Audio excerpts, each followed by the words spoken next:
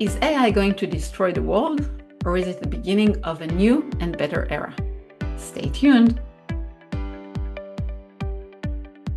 Welcome to the Masters of Creation podcast. I am your host, Liat Scheffer Ben-Yakov, and I'm happy to be here with you today. So we're going to talk about AI. I heard lately many podcasts talking about how AI is going to destroy the world as we know it, how it's going to make people more poor, more lonely, take job, create poverty worldwide. And I have a very different point of view about AI and how it's related to our topic here, which is structured manifestation and identity shift as part of manifesting our life. So let's dive in. I want to go through history a little bit, and don't freak out. It's not a history lesson, just a little brief, okay?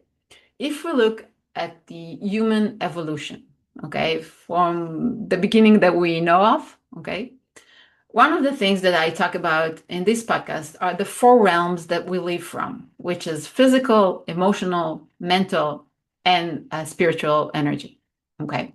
So if I look at history, and how humankind was evolved, you can see each realm evolving during a different era. At the beginning, what we were appreciated for, what we were mostly focused on was the physical level, physical strength, okay? The one who was stronger, who had more land, who had more kids, more workforce, was the one to rule, was the one to control others, and was the one to be more wealthy and prosperous. Okay, so that was the era of physical strength. If we go forward a few decades, okay, we go to an era of the emotional control. An era where people understood that you cannot control, as you know, the human evolved and empire grew. They realized that they cannot control all the people by force, because it's impossible. There are too many people that you want to control, and you don't have that many soldiers, that much physical force. So they learned that you can actually control people without physical force, but by emotional control, which is mostly fear, okay? And we got into an age, the Dark Ages, okay, where fear controlled people, okay? They were told that they need to do certain things, otherwise they will be punished in the next life or in this life. There was the Inquisition. There were many people that were trying to make other people fearful and make them do what they wanted them to do, and mostly, stay under their control. So the one who was able to create more fear, to control others over emotional fear, was the one to control. And we saw that for a few more decades or centuries. And after that, about 100, 150 years ago, we got into the mental era, the mental age, I call it. The age where our mental ability, our intelligence, was the one to control, okay? Who were the richest people, the one who could control others, the empires, it wasn't empires, but the countries that were in control, the one who controlled knowledge, okay? And we were receiving money and appreciation for our knowledge, for our degrees. The more school we had, the more degrees we had. It's BA, and then the MA, and then becoming doctors, professors. The one who was in control of knowledge, of intelligence, was the one to be more prosperous, more wealthy, right? And that's what most of us grew in. We still need our physical force, right? That's our body. We still have emotions, okay? But physical strength and emotions we're still being controlled by emotions. So I wouldn't say that this completely was eliminated, but we were mostly appreciated for our knowledge, okay, for our intelligence.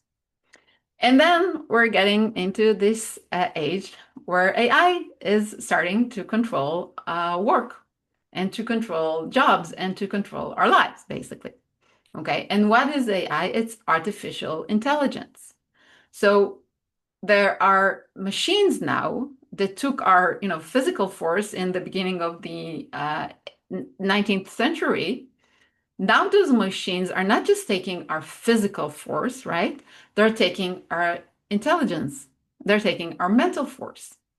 And since what we thought was our main strength, okay, we thought that we are smarter than our animals, than our furnitures, than our computer, because we created the computer, so we should be smarter than it. And we thought that we control the land, that we control our lives because we are intelligent, okay? And now AI comes and it basically takes, it takes us easily, okay? Everything that we thought that we were good at, it does in microseconds. Okay, it doesn't matter anymore if you know a lot of things, if you have a lot of knowledge, even if you have different skills, because AI is just taking those skills easily and it does it much more efficiently, faster, without complaining, without needing a paycheck or needing health insurance. Okay, so obviously, if the only thing we now have, if our only main power is intelligence, then we don't have anything. And I can understand why people who think that intelligence is the main difference between us and animals and trees and furniture, why they are freaking out. Because if AI is taking from us what makes us human, then we are redundant. We are not needed anymore. Okay, not as a workforce, but not in general. Okay, because now we have nothing to do. What makes me better? What gives me meaning is basically gone. Okay, we still think we're smarter than AI, but I give it, I don't know, months, a couple of years, not more than that. Soon enough, all of us will know that AI is much smarter than us. And if all we think is that we have the physical strength, okay, the emotional and the mental, and we do not believe in spirituality, we do not believe in energy, we do not believe that our life has any other meaning other than work hard, have the degrees, have the big house, and have the title in our job, then we will feel that, our world is collapsing. We will feel that, the world as we knew it is being destroyed. And the way I see it, if again you look at history and we look at the changes, the evolution that humankind went through, you could see that each step was better than the one before. I know that some people, they like to say, yeah, now we live in the worst era and there's more violence and, and there's so much hate over the internet and all of that. I don't think so. Okay, I think there's too much hate. I agree, and I think we still have, a lot of to evolve. But I don't think we are in a worse era than in the past. Okay, I think it's just our nostalgia trying to tell us a story that is not true. Okay, I'm sure that our grandparents and their grandparents, if they saw how we live our lives and the abundance that we have and the rules that we have and the laws and everything that we have and our ability to move freely, that most people, not all of them, but most people are free, they would be very happy to switch their lives for ours. Okay, and hopefully very happy to see their grandchildren living much better lives than they did. Okay, and yes, of course, there are many things that could be improved, and I believe they will be. But to say that we are in a worse place than before, I don't think so. And the way I see it is every evolution is in the the essence of nature is going to a better place. Okay, that's the essence of evolution. Basically, is that what's not working anymore is disappeared. Okay, is just being redundant and just doesn't evolve anymore. And what makes more life, what creates more abundance, what helps us to survive, thrive. Okay, that's the essence of evolution. So the way I see it, the human evolution going from force, physical force, to emotional control, to mental abilities, they're all part of our evolution into a better life. Okay, because I see that the way I see it again is that nature always goes to a better place, a better place of thriving. Okay, so if I look at the history and everything that we've been through from um, the evolution of technology and everything that our life currently have, thanks to everything that we created, is much better than was before. Okay, not just physically, not just because we have more stuff, but also morally, okay, and emotionally. And although people say, that people now are more depressed than they were ever before, I think that before they were not even, they didn't know what depressed means, and they were not talking in those terms. And I don't think that everybody in the 18th century were happy and satisfied. Okay, maybe they didn't know that there was even an option to be more happy and satisfied than they were.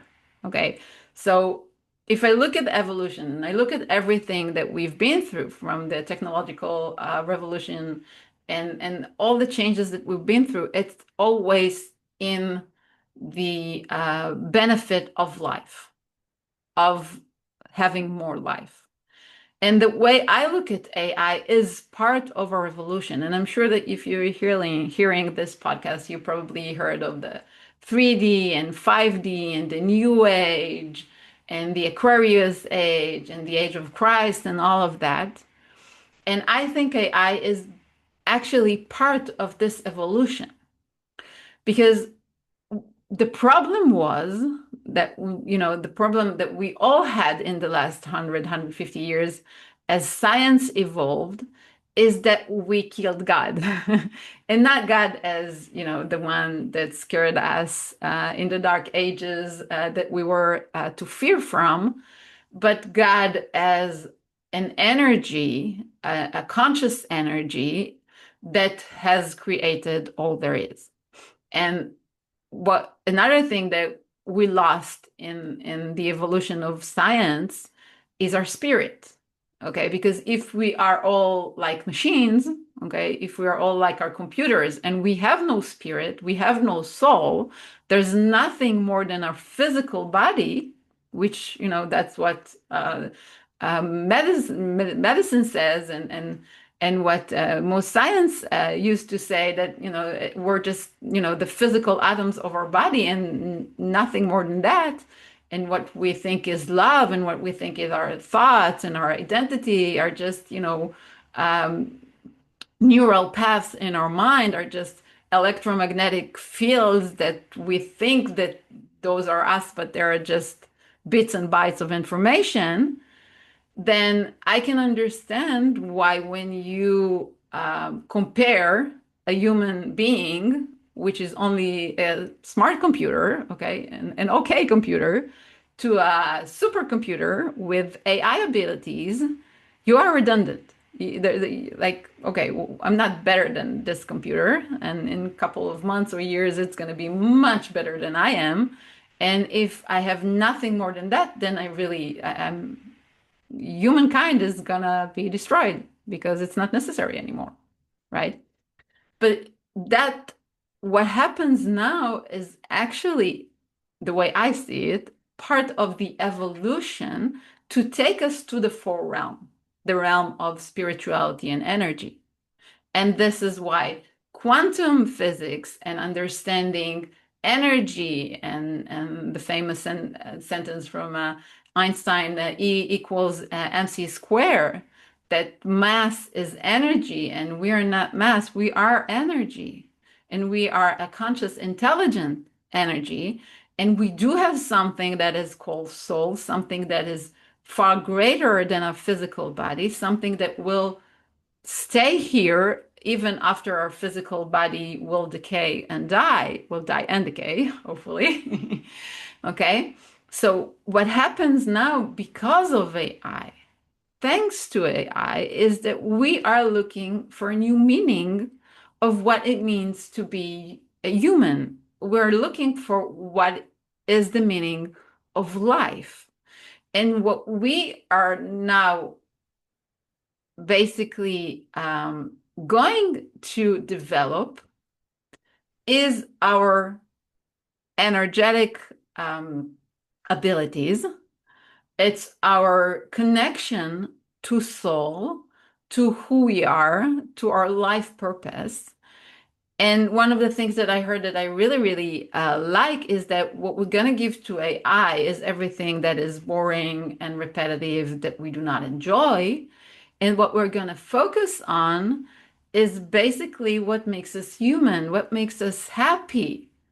Okay, we're going to have more time to be happy, to have fun. And I can understand, okay, and guilty as many other people, that we spent our life, we spent so many years being productive, being successful, having the degrees and having the titles and everything, and being happy and being joyful was not in our to-do list, was not in our maybe in our wish list, but we didn't do anything to really be more happy. We thought that if we were more had more degrees and more money and more success, we will be happier.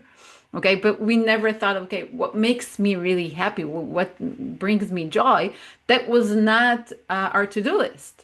Okay, our to-do list was, how can I be more productive? How can I create more? How can I do more? And now AI comes and takes this away. So our major concern is going to be what makes us happy, what brings me joy. And I can understand people, never, in their 30s, 40s, 50s, 60s, never stopping for so many years to even ask themselves, what brings me joy? Do I enjoy doing that? If I could only do things that, brought me joy, what would I do?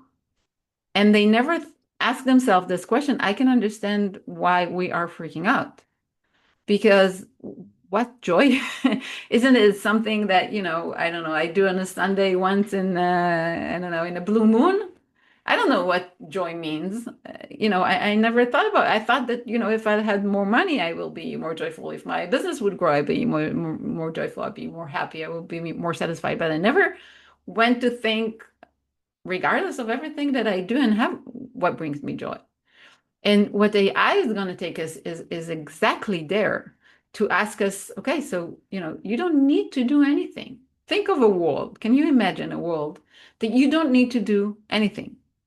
Okay. You don't need to go to work. You don't need to do all this mundane work that you were doing in your house or, at your job. You just wake up each morning and you ask yourself, okay, what do I do today to make myself more happy, more joyful? What does my soul want to express in our life? And if we never thought this way, I can understand why it can be very, very scary. And why we think that, okay, life now has no meaning. Now I don't need to run after another list of errands. But we didn't come here to run after a list of errands and to-do list and do more and more and be productive. Okay, we're not machines, but we thought and we were taught that we are machines, and that's why this is how we feel. And this is why when a machine smarter, better than us comes in, we become very frightful because but I was the machine. I want to be the machine. I don't want to be the machine. I'm looking forward for the day that I will have a robot that will do all the errands in the house that I hate doing, and it takes time that I could, I could invest in doing what I love, in creating more content, in learning more, in teaching more, in creating more modalities. I love doing that. I don't love doing the dishes. I don't love washing the floor. I really, if I could stop doing it yesterday, I would have. Okay. There's so many things that I really appreciate someone taking from me and giving me more time to be the essence of the soul that I came here to do. And one of the things that we go through in the Masters of Creation model, the structure manifestation model, is most people think of manifestation as the end line. Like, what do you want? Do you want more money? Do you want the car? Do you want the spouse? Do you want health? Do you want to lose weight? What do you want? And the question of what do you want in the Masters of Creation model is actually the fourth and the steps. And we start from the infinite energy. And then we go to who we are. That's actually the second question that we go through in the process. And we go deeper and we connect to the soul and we find our soul path and our purpose and who we are. And one of the things that most of us were taught, the ones that were, advanced to think about purpose and all of that, we saw purpose as our job, right? Okay, what is my purpose? What is my what does my soul came here to do? What did my soul come here to do? And we thought of a job, right? We thought of a business. But what if our soul purpose, our life purpose, our true meaning, maybe it can, hopefully it will be also part of what you do and part of your job, part of your business. But that's not, when I teach for many years now, purpose and the soul purpose and the soul imprint. Job is just one of many other life areas that our soul is presenting itself, right? Because my soul purpose, who I am and what my soul came here to do, is part of the spouse that I am, is part of the daughter that I am, is part of the mother that I am, is part of the friend that I am, is part of who am I when there is no one around and I'm with myself and my own thoughts. Okay, so our soul identity is not just job. And again, I can understand why even those who are in spirituality, okay, and thought of their soul imprint, their soul identity only as their businesses or their jobs, can also lose meaning. But if you think of soul identity as who am I when I wake up in the morning, and it doesn't matter if it's a holiday morning, if it's a working day, if it doesn't matter because this is who I am. These are my core values. This what makes me tick. This what makes me joyful. Okay. And if you understand that your soul imprint is basically who you are and everything that you do and everything that you be that you are, okay, is part of this, then again you don't lose meaning even if everything in the workplace is going to shift and change. And I do believe it's going to shift and change, but I think it's going to shift and change to take us to the next realm, to take us to the next level. And what this era is all about, if we talked about the physical, the emotional, the mental, this era is about the energetic and spiritual level. And I believe the way that, 100, 150 years ago, people learned their mental abilities, right? Many people before that didn't know how to read and write. And now most people, unfortunately not all of them, but most people in the world have this ability. They know how to read and write. And this is an ability that was dormant within us, okay, that we started using because the life around us changed. So the way I see, there are many spiritual and energetic abilities dormant within our DNA that are going to wake up now, that the mental level is not going to be the main issue or the main thing that makes us human, because computers are doing this much better than us. Okay, because we all know that physical force machines do it more better than us, right? No one is going to compete with a tractor, right? No one is going to compete with an airplane. Okay, we accept that. We don't think that we are weak and useless because our body is not stronger than an airplane, right? Same with the mental abilities. The fact that there is an AI that is smarter than us doesn't make us useless, doesn't make us less human. It means that our mental abilities is not our edge. It's not the most important thing within us. The most important thing within us is our soul. It's our energy. It's the spirit. And since we are being taken away from our mental abilities, they're going to be taken away, for they're already being taken away from us. We will have to find our next edge, and our next edge is the spiritual and energetic abilities, and they are within us. Some people say, well, but I'm not spiritual. I don't believe in that. It doesn't matter if you believe in that or not, and you cannot not be spiritual. You are a spirit. Okay, this is who you are. You are more spirit than you are body. Okay, so there's no one who is not spiritual. There's no one who doesn't have energetic abilities.